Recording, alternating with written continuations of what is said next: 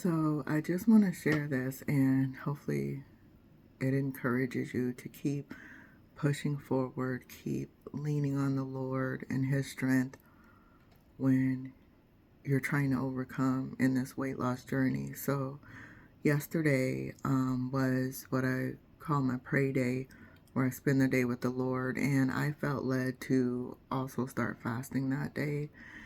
And so yesterday, I was fasting, and I had like a couple more hours to go, and the cravings just hit, like, not even cravings, it was like stomach cramps. Like I wanted to eat, like I wanted to eat earlier, but I was like, nah, I'm good. I'm gonna stick to this fast. Um, and I was reading my word and things, but I stopped, and my stomach was just like wanting, just hunger pangs and everything.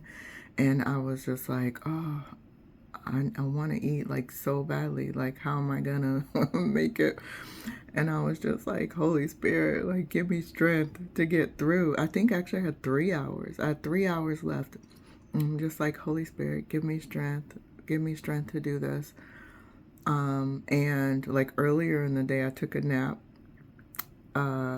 And then, yeah, this was later towards the end. Like I said, I had like 3 hours left, and I was like, okay, maybe I'll go ahead and do it like at 6 o'clock. Like, God understands, He knows, right?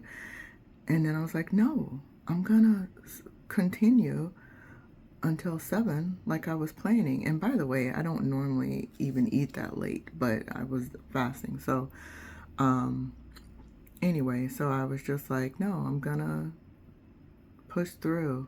And I was just like, Lord, help me, help me. And I just started listening to like a sermon of someone, a teaching.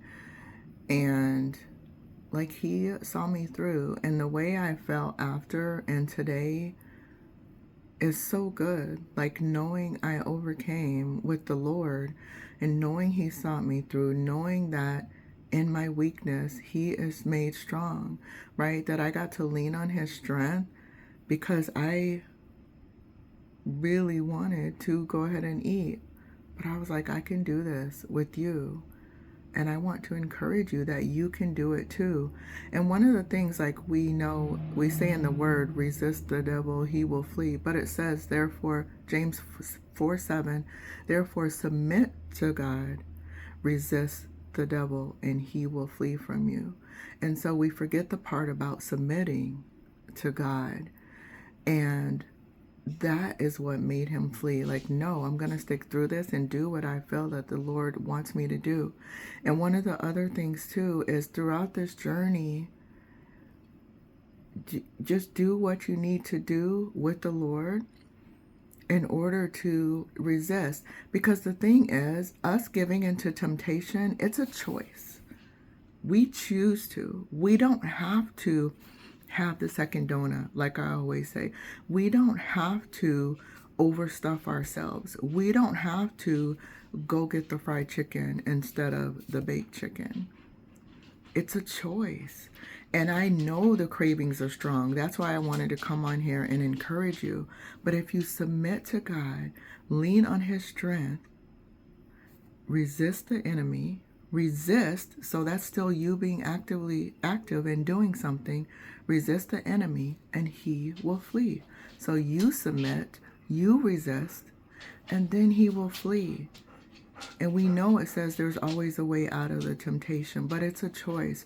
And do whatever it takes to give your yes to the Lord, so that, as Paul tells us in Romans, that we're not giving ourselves over to uncleanness and sin and things, that we are giving ourselves over to righteousness, giving our members, our bodies over to be used for righteousness, not for uncleanness and sin, like gluttony and overeating.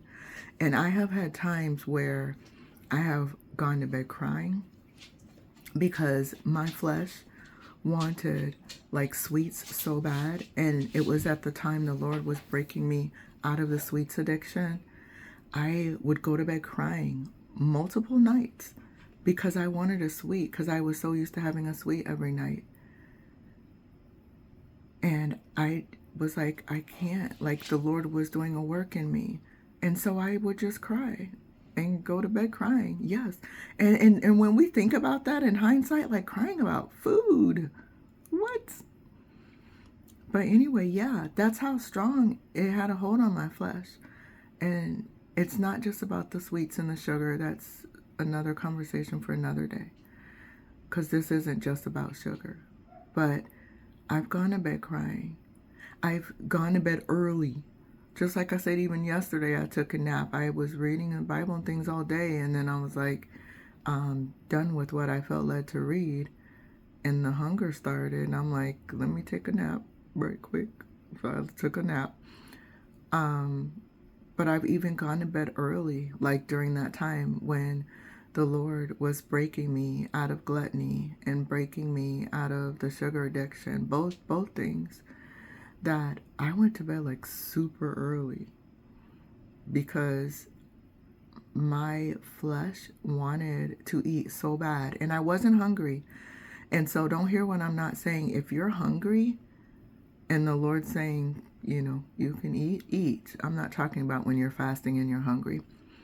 But this wasn't hunger. This was just my flesh and my carnal nature wanting to overindulge, wanting to not be content with enough, wanting to be in excess and indulge the lust of the flesh, wanting to overeat, that gluttony.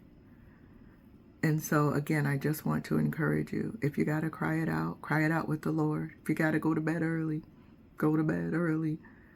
Whatever it takes to allow the Lord to heal you and break you free and deliver you from this thing. Because on the other side of it, you're going to feel so good. It's going to feel so good that you're like, oh my gosh, I did it with the Lord. I overcame this. And it's not an issue anymore. And so I hope that encourages somebody. You have an amazing, blessed day, and I will see you soon.